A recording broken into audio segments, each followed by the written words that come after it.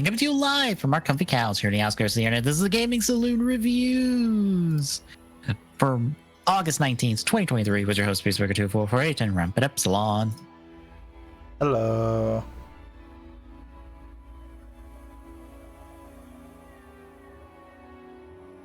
So it's more Ultraman Z. I forgot to check when the clip show episode was. I mean, so it's only really 3 episodes this week, folks. So one of them's clip show. Yeah. But the best part is it's the first one. I mean, is that the best part? Yes, because we can get it out of the way immediately. But that's still not the best part. True. The fact of having one is not the best part. Also, you can clearly tell that this is when COVID started. Well, normally Ultraman has a clip show in the middle. I don't actually think COVID really hit them until 15. Because there's a thing about 15 we'll talk about when we get to 15. If you catch the quality change for the intro stuff, no. Oh, okay. It was this entire batch where it started. Oh, okay. I think they re-recorded the intro stuff, maybe post kind of deal. And that might be why only that seemed out of place. But you could definitely tell the quality stuff. Not so much with 13, but 14 onward. Yeah, I guess I just attribute 15 to it because I know specifically COVID affected how 15 was done. I get the funny feeling they might record those like so many episodes out. Mm-hmm. Also, you're talking about the thing with Haruki and Zed in front of the green screen, yeah. Right? Apparently, those are actually from the re-uploads of the episodes. Huh. Yeah, because I was looking at the wiki and it was said that these were rerun specials. So I think these were part of when they re-uploaded the episodes with the multi-language subtitles. Because I think before it was only English. Maybe. So then it would have been remember. recorded afterwards. Yeah, it would have been recorded after the show was done. I believe.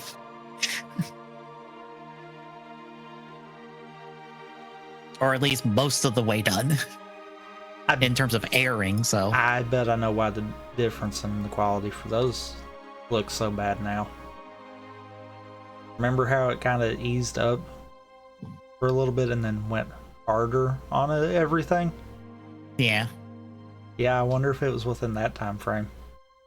Probably. Maybe the first few were when, you know, there wasn't near as many restrictions because we kind of didn't know anything about it, and then this is starting when everything had to follow certain protocols and fun stuff.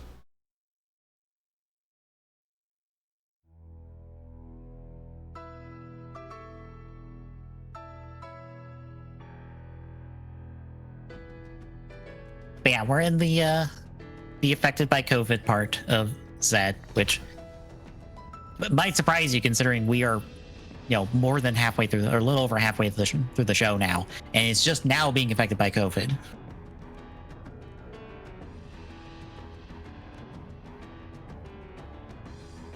Thankfully, Tsuburaya does all their filming in advance. Unfortunately, it means like the big, you know, story progression part of the show was the part that gets hit hard.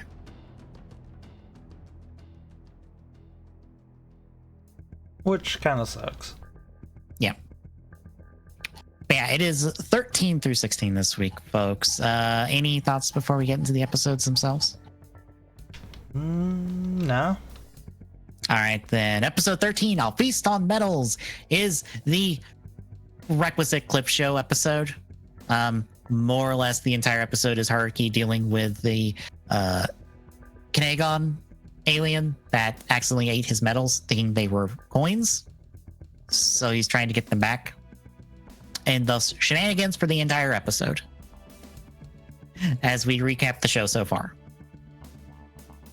But by the end, Haruki and Zed are kind of like back on the same page after the last episode where Haruki once more, is in his funk about killing the dad of a monster. So they're better. We're not solving the problem. That's for the next episode. But I guess any thoughts on the recap episode, since it's very standalone and we're kind of running in the episodes together from here on out for a little bit. Not really. I mean, it kind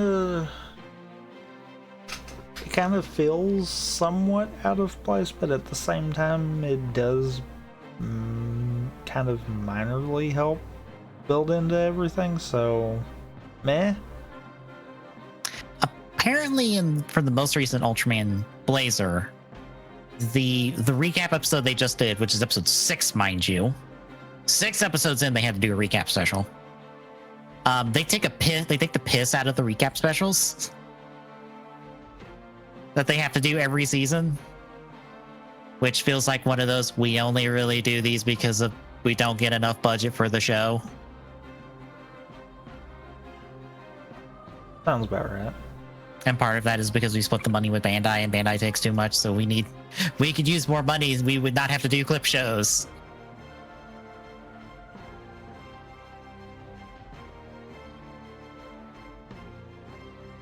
Yeah, I guess we will move on to the proper episodes, starting with episode 14, Fourth Dimensional Capriccio.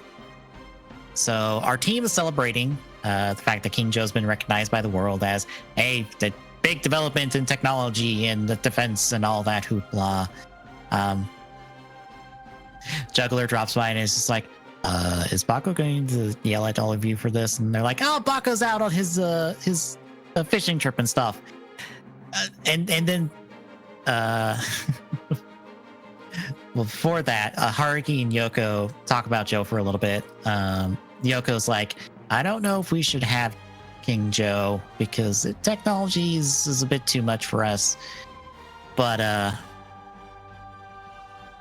then Baco shows up holding a tuna that is a head shorter than him. Literally going with the line of, would you like some?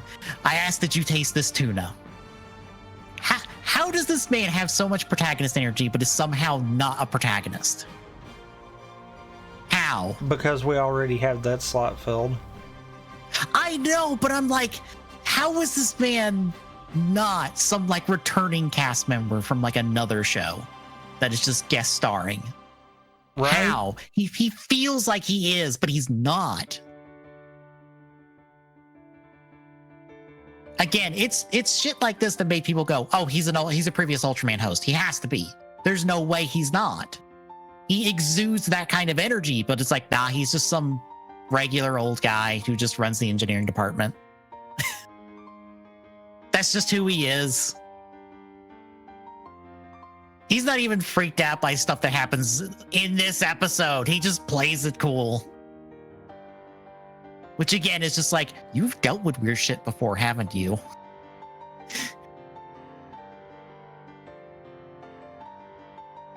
But at this point, Kaburaki drops by outside storage and throws a couple balls together and then throws it at storage headquarters, and it turns into the fourth dimensional being Bolton that Juggler senses, and he's too late to stop Kaburaki. At this point, most of the team gets floated in the air, which again, Baco just plays it cool with. It's just like, we're fine. We're not floating up that high. It's okay.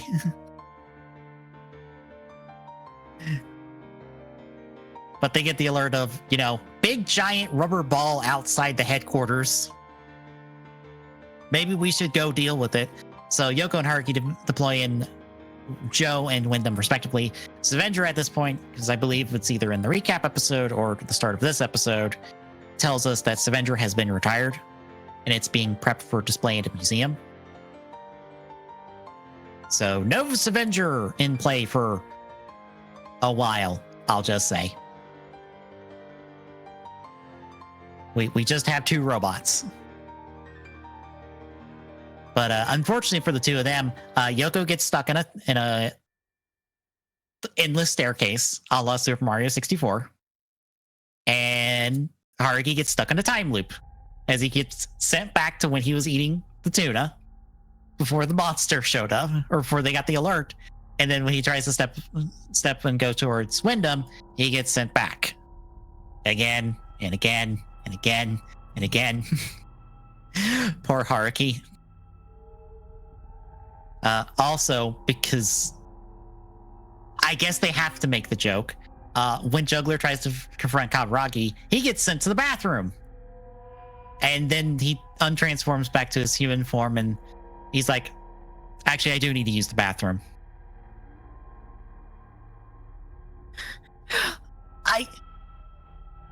They didn't need to pay that off and make that a bit, but I appreciate that they did.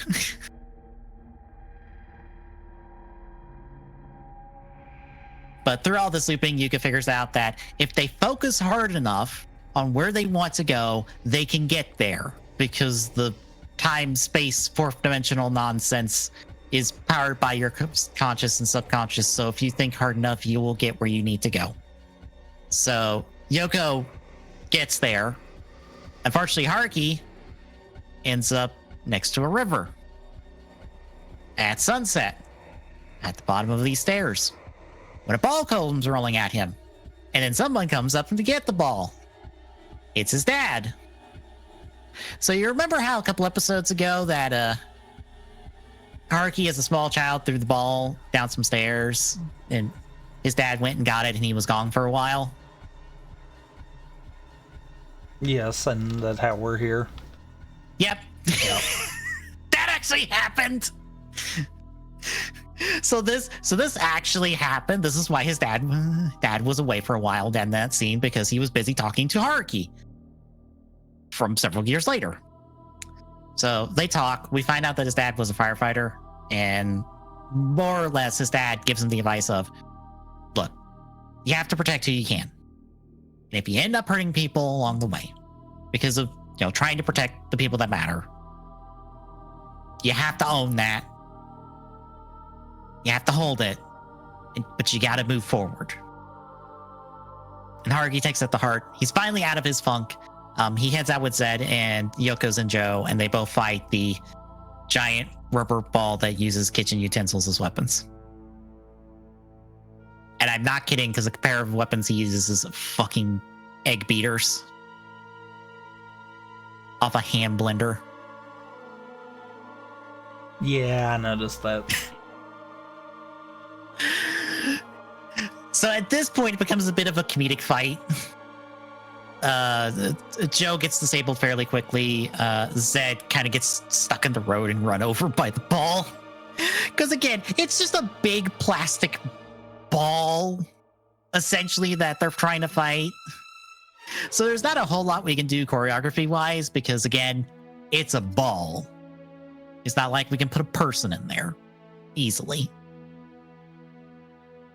But eventually, they go in the beta, they yeet the ball in the air, it explodes. Hooray! The team cleans up, but when night falls, there's a bit of flicker in the space where the ball exploded. And then we hear the laughing of a monster. And things are about to go from bad to very, very bad as we go into episode 15, Warrior's Duty. So at this point for this episode, I want to know, all of the footage in person of Riku's actor is all reused from his show. Really? Yep. All of the visual footage, mind you, is reuse. All of the audio, all of the voiceover dialogue that Riku has is brand new, because they could not get Riku back on set because of COVID.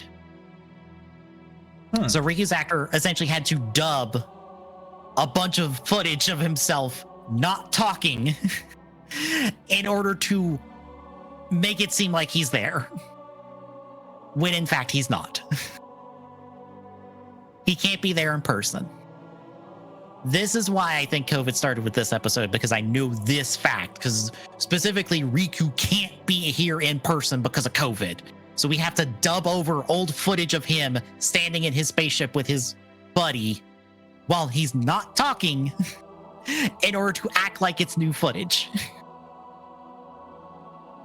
which is really weird. And some people will probably notice that, may notice that, may not notice that. It depends, I guess. I don't know if you really noticed that it was maybe a little weird. I did, but I didn't. It also didn't help the fact that, you know, we kind of are using the driver as a phone now. To be fair, Riku had to use part of his driver as a communication device in his show. I mean, so I'm not surprised. I mean, when it comes out of left field, though. Yes. That's a part of that. Something's up, isn't it? Yeah. It's like, Haruki, why are you talking through the Z-Riser? You can't talk through the Z-Riser. It's not a phone. Even if it was, I don't know how you would even talk into it. Is this an engage situation where you're talking to the edge of it?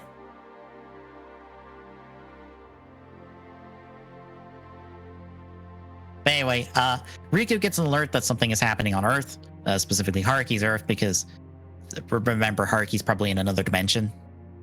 Probably. I have no idea where he is before he drops by in this episode. But we come back to a monster breaking through reality. And that's when Riku calls in to be like, hey, did you run into any monsters that do some fuckery with the dimensions? And Haruki's like, yeah, I kind of killed one. And Riku's like, Haruki, I've got bad news. The literal embodiment of the void is knocking, and he's going to be there. I'm on my way. Don't die before I get there, please. So this is Griza. Another little fun fact that I know of. Griza was used as the final boss for Ultraman X. So this is a final boss monster that we are fighting in this episode. Which should give you an idea of why Juggler looks like he's about to piss himself. And just like, oh fuck, oh shit, oh fuck. Sounds at the literal right. At this literal site of what they call a literal void that doesn't exist. Like Yuka's like, it has no mass, it has no heat, it is nothing. It's a literal void, but yet it's walking around and it's murdering people. Because when I being final boss, it would essentially be the equivalent of, oh, I don't know, Indagva Zeba showing up in a DGP contest in Geats, in Ace being, you know, a few thousand years old, knows exactly who Indagva Zeba is, and as everyone else is gearing up to fight him, Ace is like, no, we are not fighting him. Not right now. We are running. I know what that thing's capable of. We will die. So that should give you an idea of the level of threat we have accelerated into for this episode.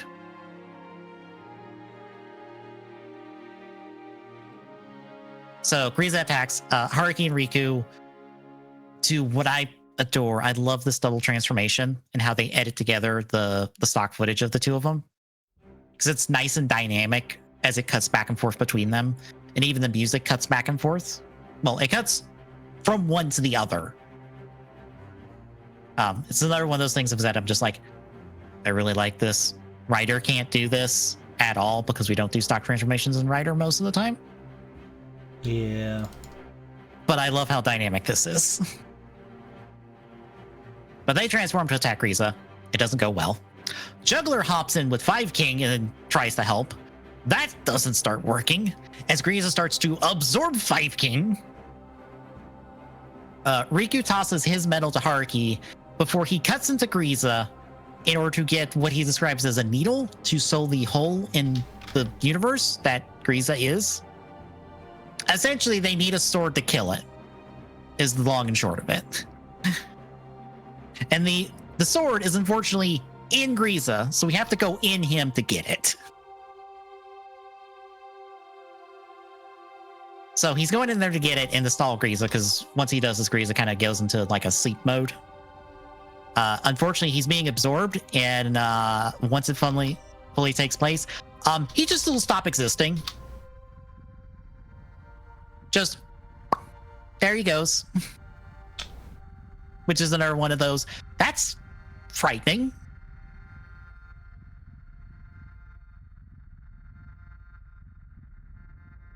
But Zed talks to Haruki and more or less goes, we need a really strong form. The only way we can do that is if we had another metal that would work with Zed's metal and Jeet's metal, and the only metal that would work was Belial's metal, and we don't have that. And apparently their little subdimension space is audible outside of it because Juggler in his alien form hears them.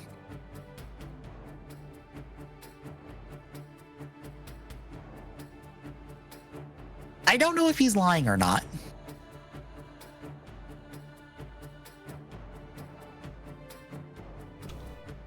I feel like he might be, but I can't swear to that. Yeah. Because I'm just like, how do you...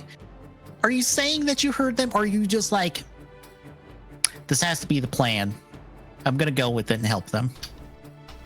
So what follows is kind of a mundanely funny scene of Juggler in his alien form in the backseat of a car, directing Haruki to where Kaburagi is heading out, so they can fight him for a bit and be like, hey, we need the Belial metal, give it. And then he gives it up eventually. So, hooray! We have the Belial metal! We check in with Riku real quick. He's in the void. The needle takes a bit of his blood and starts changing. We'll get back to that in a minute. But Grieza pops out of his sleep mode. He now has Jeet's power and starts shooting its beam. So Haruki and Zed try to transform. They put the three metals together, they change into like gold rim metals, and two of them change forms because reasons. I don't know why Jeet's doesn't change form. Because it should, I guess. Because the Zed form and the Belial form are from the end of the show, or were used in the end of the show. I guess Jeet was technically in his base form to end the show with. But I also, I guess, from like a rhythm sense, when it's being scanned, it works that it's just Jeet. Because you have two longer names surrounded by a short name.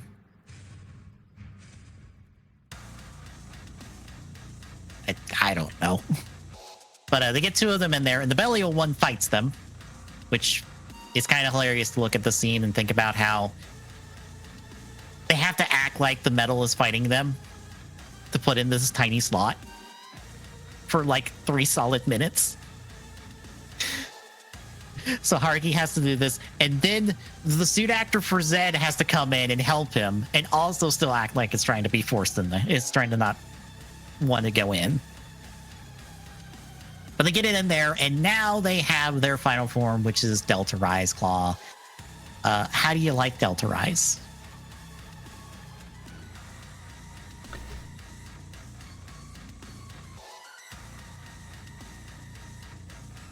Yes, I'm kind of in the middle with it. Like I feel like I'm more like the fact of how it came to be, more so than the suit kind of deal. Mm-hmm. Which I think that more comes down to there's not a whole lot of difference suit design wise between them, so it's hard for some of them to stand out from others. Yeah, I know Hercules has that problem with Ultraman, that a lot of them get kind of samey in design, but I'm also like, Ultraman are an actual alien species in the context of the universe, so we can't get too wild with Ultraman designs, I feel like.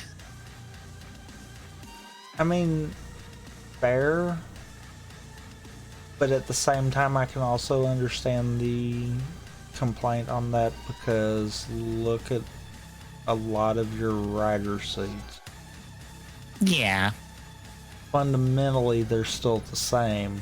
You can still look at it and be like, oh yeah, that's that rider, even without knowing the show's context.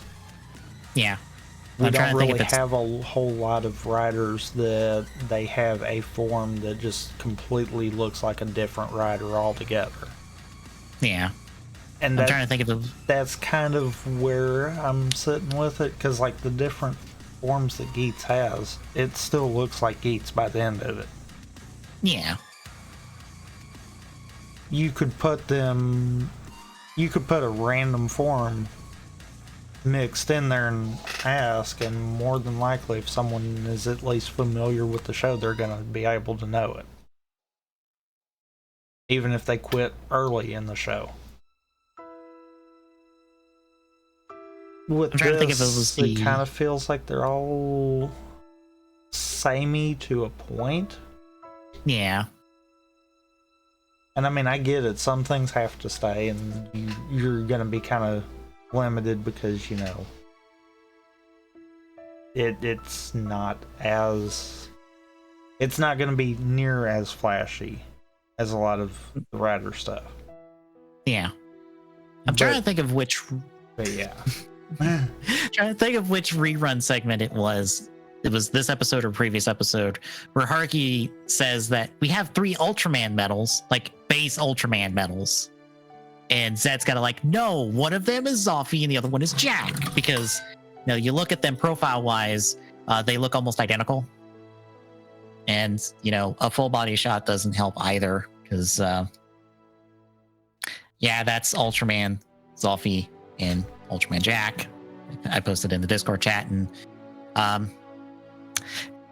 yeah, there's not much of a difference. Yeah, those are 3 different people, but I feel like if you're not paying, if you're not looking for the details, you'll miss and think they're all the same person. Even okay, I'm gonna put it this way: even looking at the details, yeah, they look like the same one, just 3 different forms. Yeah, that I can understand, because that's kind of where I'm like, so why is that? It's like, meh. They built a story around it, so I'm fine with that. It's one of those. It doesn't have to be unique. It's just, it's not really gonna draw my attention. Which is fair. I feel like sometimes I prefer Future over Delta Rise, but then I'm like, I really like all the story stuff that they do with Delta Rise more, because it's the one with the plot. It's the one form of Zeds that has plot attached to it and a lot of character stuff attached to it, as we'll come to find out. So I'm like, I like Delta Rise more, but it's more what they do with the forms that makes me care about them rather than how they look, I guess. Yeah. It's the context of the form, not the form itself. Yeah. And I mean, that's perfectly fine. Some of the best rider suits aren't really necessarily the best because of their design. They're the best because of the story to get to that. Right. So it's one of those, it's like, okay. and that same argument that I have with the whole they're all kind of samey. Yes, I'm fully aware that Double's final form is pretty much the base suit with modifications. Yep. I'm perfectly fine with that because of the story we had leading to that. Yeah. And that's kind of where I feel like with this. It's one of those, the journey to get to that form needs to be able to pay it off. The form itself, at the end of the day, it's a form. Yeah, because I like Gamma Future's all like hard trick magician stuff that it does all the time. Like this last episode, it was doing like 500 things while also fighting the big giant rubber ball at the same time. It also had like an energy cape, which is another like little thing of like, if you do that, you win me over immediately. That's brownie points to me. I mean, functional, yeah, I like Gamma Future a lot better. But at the same time, yeah.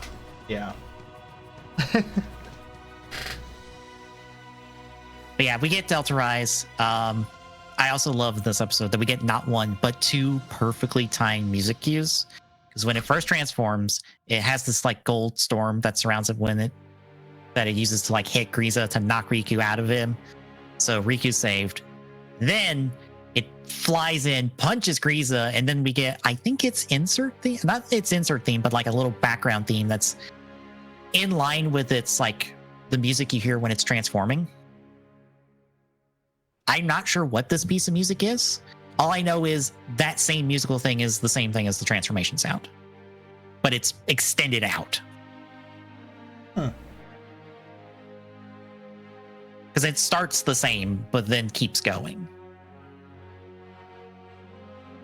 But they punch it, push it back and stuff. They pull out the Z Riser, cut into Grieza, and pull out the sword that looks like Belial. Essentially, it's Belial's head on as like a hilt of a sword, as like the hilt of a sword that is also his colors. And this is the Belial Rock, and it talks and has a personality. Because when they're ready to fight with it, it just drops and just sticks into the ground, and they can't pick it up. And he's just like, and then the sword's like, "What will you do with me when you pick me up?" And Zet's like, you are a sword, do sword things. Why are you talking back? Stop it. But Haruki's like, no, we be polite to the sword that is talking to us. And like introduces himself, thanks him for like working with them, and answers the question of like, we are fighting a void in space. Do you want to murk it with us? And the Belial Rock's like, that sounds cool. I'm on board.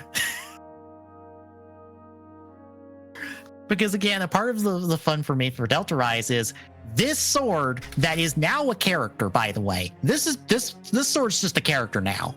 Because it's gonna talk and do shenanigans for like the rest of the show. This is part of why I love Delta Rise, is because this thing has to be with the form.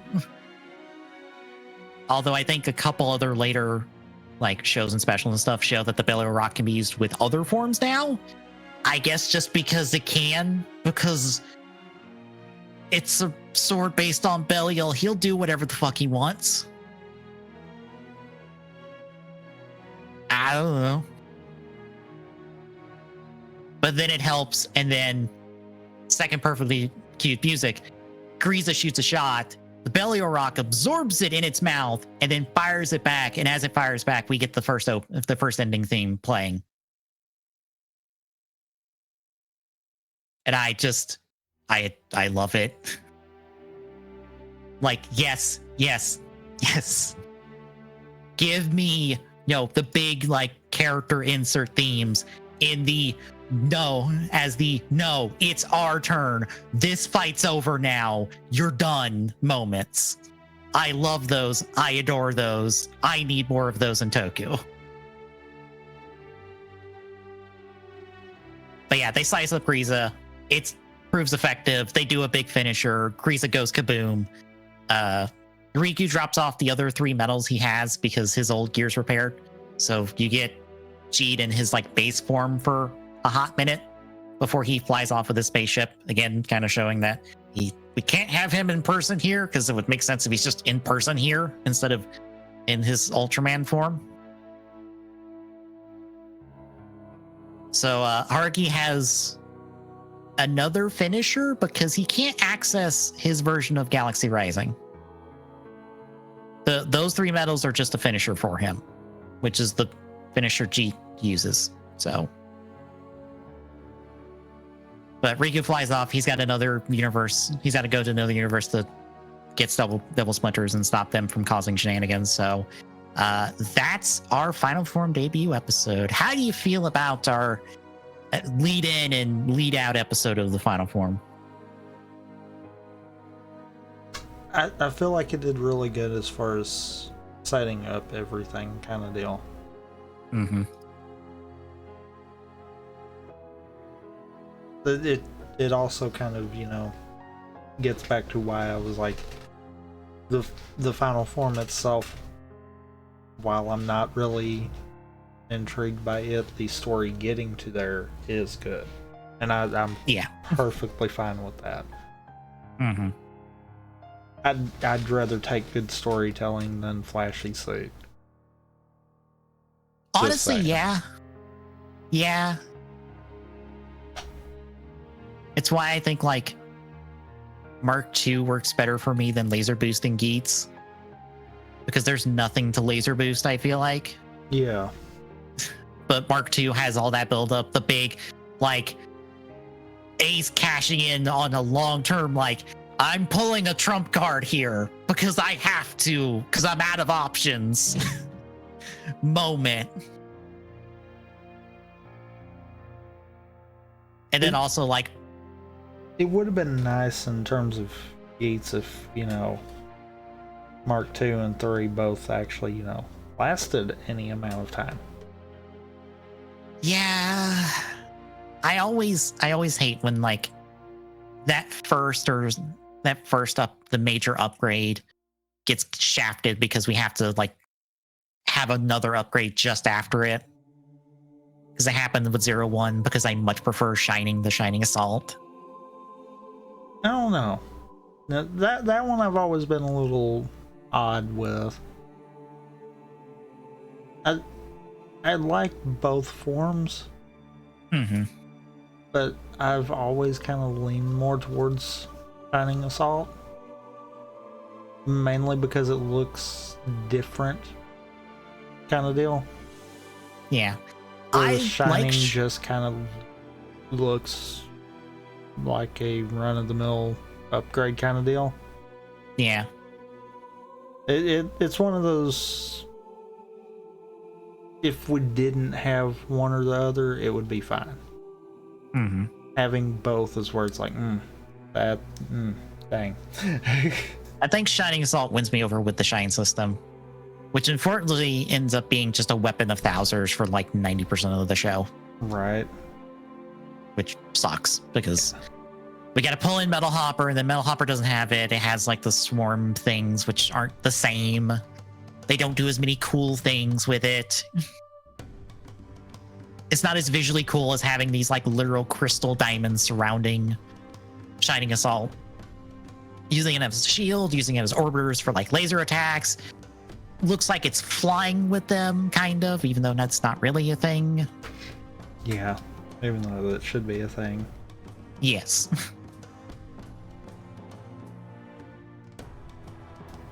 Apparently someone picked up like multiple of the Soto like Boost Mark II laser boost gen sets, because this is the second Mark II custom I've seen on my Twitter feed. The first one I saw was Punk Jack Mark II, and now I'm seeing Nago Mark II. All it is the regular helmet painted red on the Mark II suit. The Punk Jack one doesn't work as well. The Nago one actually looks really good.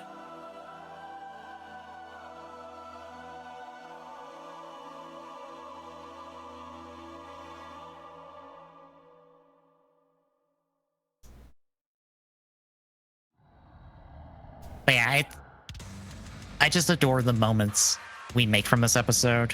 It's why I checked out this specific episode amongst the couple episodes I checked out of the dub, because I wanted to see how they did these moments specifically in the dub. Because I feel like if you get these moments right, you're gonna get everything else right, because you have to get these moments right. These are the big moments of Zed. Yeah. You got to get Delta Rise's debut right. You got to get the big team up with Jeed and Zed right. If you get the dub of those right, everything else will fall into place. Because you get like what it means.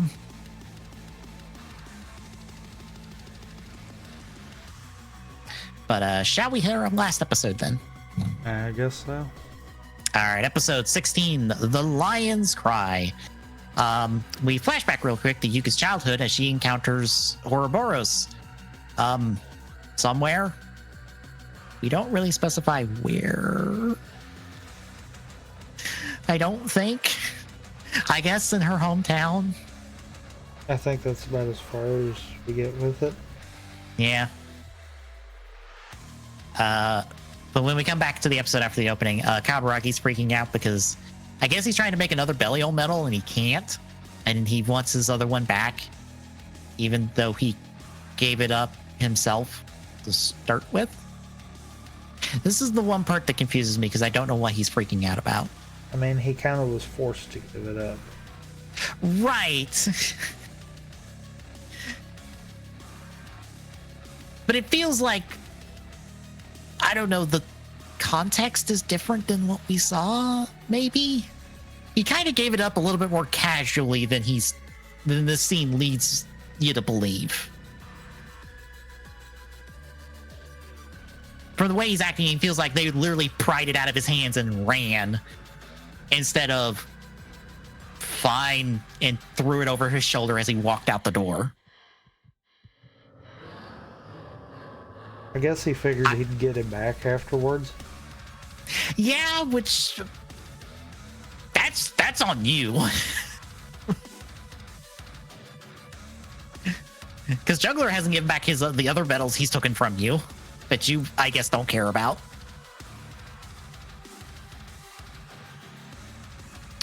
But yeah, he's flipping out about that. Meanwhile, Yuko is pointing out that the monster Ouroboros is going to awaken today because ancient scroll says so. His timing and all that. So we got to go figure out how to stop it before it, causes a problem and stuff. And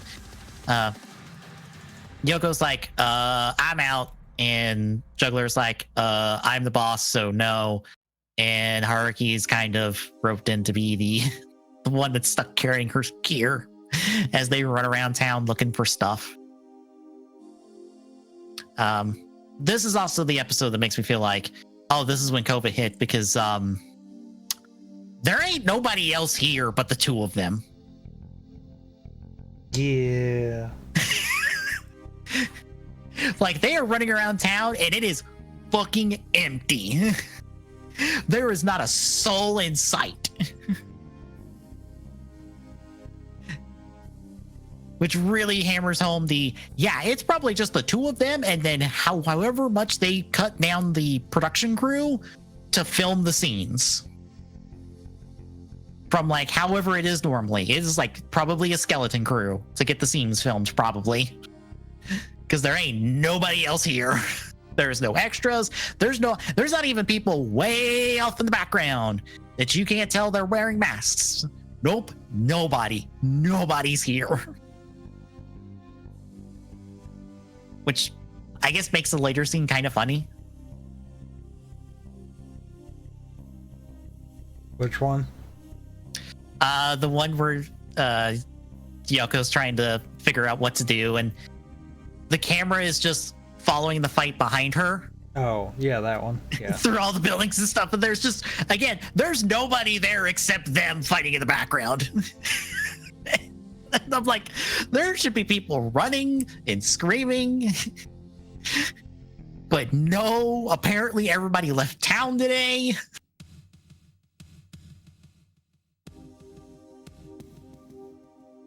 But they find an ancient, like, seashell as Ouroboros wakes up, or seashell, and that gets Yoko talking about how, or not Yoko, Yuka. Why are their names so similar? Right. Also, why is this the first time I've mixed them up? That one's a fantastic question. How have I not mixed them up sooner than this? It probably helps that like 90% of the time I just have to talk about Yoko because Yuko's just in the background solving a problem.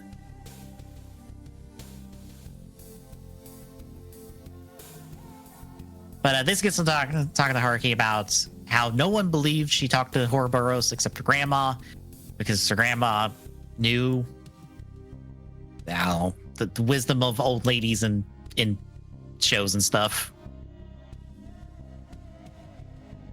But after this, Ouroboros wakes up. Yoko deploys in Joe. Haruki eventually deploys in Zed to go fight it. This is the scene. Yuga tries to initially calm it down with like sounds of ocean waves. Just vibe with that. Doesn't work. That Haruki tells her to like keep trying, and then he goes off to transform with Zed to fight it. So we get the scene of just the camera over her shoulder, just following the fight scene as she's trying to figure out stuff. And she's even like, will you two quieten down? I'm trying to think here. Which is wonderful. But she eventually figures out, it's the sound in the fossil. And she replicates that sound. And Horbo seems to be calming down and probably going to go back to sleep until Kawaragi shows up and throws a metal in Ouroboros and turns it into Metsuboros, which is just the Ouroboros suit with some extra mechanical bits on top of it. And now it's feral. So that's bad. They have to fight and stuff. Yuka tries to calm it down. It's not working. So she eventually tells Zed, like, kill it. We can't do anything else. Kill it. Put it as misery. It's our only option. They do so with Delta Rise. And we see it going, like, skipping off into the sky. It's a big kaiju farm up there. And so we need to revive this monster for, like, another show. Not this one specifically, but the suit at least. It's surprising it's not this one. Honestly, Ultraman doesn't revive a lot of monsters within their series, I think. That's just not really a thing they do. Like, the only time it happens is if there's, like, multiple of the monster to start with as, like, a troop. Otherwise, it's just the one monster of that, or it's not even technically the one monster. It's just the one monster of that specific species, because technically when I'm calling this Ouroboros, it's a Ouroboros and not the Ouroboros in a sense. Even Griza is not the Griza from Ultraman X. It's a Griza that's just like the one from X. I feel like I guess they can get away with that, but since Ultraman deals with multiversal stuff, just because we killed Griza in X doesn't mean there's not a Griza in this universe. At least that's what I always assume. But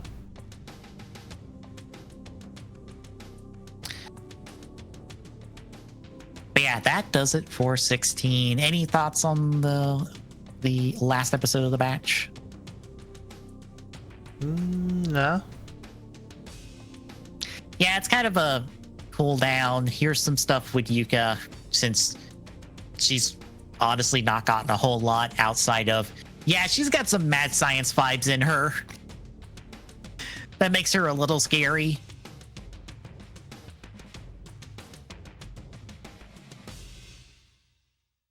We don't even get that much with Belly or Rock, unfortunately. I think that all comes next week. Well, 2 weeks, actually. Still trying to get used to that, I see. Yeah. But any other thoughts? No. All right, then. In 2 weeks, we'll be back with more Ultraman Z. But between now and then, tomorrow it is KH2 plus Super Mario Brothers Odyssey. Multi-World. Yep. Yep. Oh. Because guess what? You got it.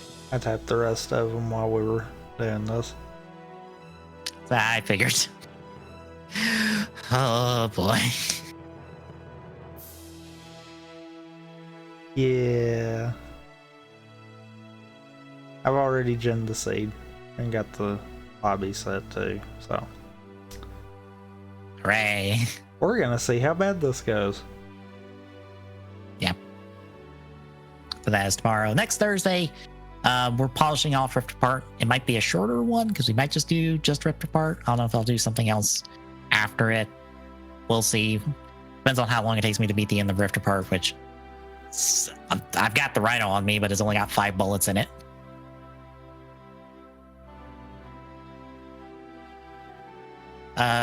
Next Friday, we'll be continuing Payday 2. Maybe we'll make a whole bunch of progress like we did this week. Hopefully. And then next Saturday will be TGS. We'll get to talk about the 360 store closing down next year. I'm trying to think if Tokyo Game Show will have happened by then.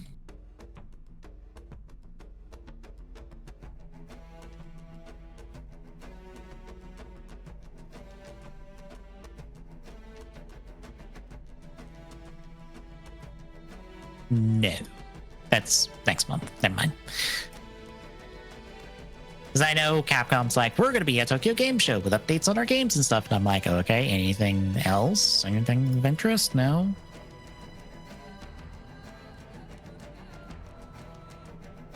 But yeah, there'll be that. So if you like what you're seeing, folks, drop a follow. Really appreciate it. Chipping away at that affiliate goal at TGS on Twitter gets you updates on live. And at TGS Network on Mastodon will also give you updates when we go live. Exclamation point, Discord and chat. Drop by, say hi. See you tomorrow, folks.